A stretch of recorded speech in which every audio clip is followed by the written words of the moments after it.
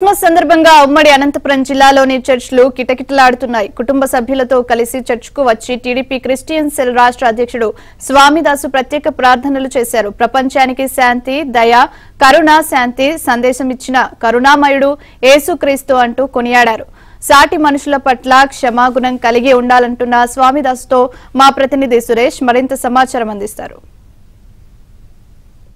సాటి మనుషుల పట్ల శాంతి, దయ, కరుణ చూపించాలని ప్రపంచానికి శాంతి సందేశం ఇచ్చిన దైవకుమారుడు యేసుక్రీస్తు నేడు ఆ కరుణామయుడు జన్మదినోత్సవం సందర్భంగా ఉమ్మడి అనంతపురం జిల్లా వ్యాప్తంగా కూడా చర్చిలన్నీ కూడా కిటకిటలాడుతున్నాయి. సుందరంగా ముస్తాబు చేశారు. చర్చిల్లో ప్రత్యేక ప్రార్థనలు జరుగుతున్నాయి. రాత్రి నుంచి కూడా చర్చిల్లో కూడా ప్రత్యేక ప్రార్థనలు చేస్తున్నారు. యేసుక్రీస్తు బోధనలు వినిపిస్తున్నారు. దీనిపైన మాట్లాడేందుకు టీడీపీ క్రిస్టియన్ సెల్ రాష్ట్ర అధ్యక్షుడు స్వామిదాస్ మన దగ్గర ఉన్నారు. స్వామిదాస్ గారు ఏం చెప్పదలుచుకున్నారు క్రిస్మస్ గురించి? అందరికీ మొట్టమొదటిగా ఏబిఎన్ ప్రేక్షకులకు క్రిస్మస్ శుభములు. ఈరోజు భారతదేశమంతటా క్రిస్మస్ వేడుకలు బాగా జరుపుకుంటున్నారు. క్రిస్మస్ అంటే ప్రేమ, కరుణ, దయ ఈ మూడు కలిపితేనే క్రిస్మస్. అంటే ఇతరులకు సహాయం చేయడం కూడా క్రిస్మస్ అన్నమాట. మనం బట్టలు కట్టుకొని మనం తిని అది కాదు, ఇతరులకు పంచడం అది క్రిస్మస్ అన్నమాట. యేసుక్రీస్తు ప్రభుల వారు చెప్పడం ఇతరులకు సహాయం చేయండి, ఇతరులకు మేలు కోరండి అనేది క్రిస్మస్.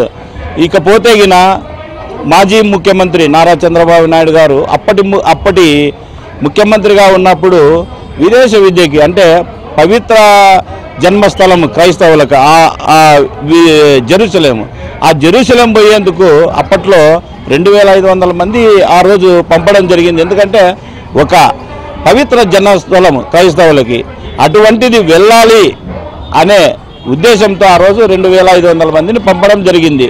ఈరోజు ఒక్కరిని కూడా పంపలేదు ఈ జగన్మోహన్ రెడ్డి. రెండోది చూసుకుంటే మనకు చర్చి నిర్మాణాలు అంటే ప్రతి చర్చి నిర్మాణం జరగాలి, చర్చిలో మంచి ప్రార్థన జరగాలనే ఉద్దేశంతో అప్పుడు నారా చంద్రబాబు నాయుడు 277 చర్చిలకు నిధులు సమకూర్చారు. అంటే క్రైస్తవుల పట్ల విశ్వసనీయత ఎంత ఉందో మనం ఇదే తెలుసుకోవచ్చు. ఇప్పుడు జగన్మోహన్ రెడ్డి ఒక చర్చి కూడా ఇంతవరకు ఇవ్వలేదు. సబ్సిడీ రుణాలు అంటే క్రైస్తవులు బాగా వ్యాపారం చేసుకొని వాళ్ళ కాళ్ళ మీద వాళ్ళు నిలబడాలనే ఉద్దేశంతో ఆ రోజు 5000 మందికి ₹1,00,000 చొప్పున ఆ రోజు సబ్సిడీ రుణాలు అందించాడు నారా చంద్రబాబు నాయుడు గారు. ఇప్పుడు జగన్మోహన్ రెడ్డి ఒక్క సబ్సిడీ లోన్ కూడా ఇవ్వలేదు. ఇలా చెప్పుకుంటూ పోతే కుటుంబిషన్లు అయితేనేమి, ముఖ్యంగా చెప్పుకోవాలంటే గుంటూరు నడిబొడ్డున 2 ఎకరాలలో 16 కోట్లతో ఒక క్రిస్టియన్ భవన్ కట్టించినాడు నారా చంద్రబాబు నాయుడు. 80% పూర్తయింది. అంటే ఎందుకు కట్టించాడు? పాస్టర్స్ కానీ క్రైస్తవులు కానీ పెళ్ళిళ్ళు చేసుకోవాలన్నా ఇంకోటి ఏదైనా చేసుకోవాలన్న ఉద్దేశంతో ఆ రోజు నారా చంద్రబాబు నాయుడు నడిఒడ్డున 16 కోట్లతో 80% పూర్తి చేస్తే క్రైస్తవుల ఓట్లతో గద్దెనెక్కిన జగన్మోహన్ రెడ్డి ఆ 20% ఇంతవరకు పూర్తి చేయలే. అది శిథిలావస్థకు చేరింది.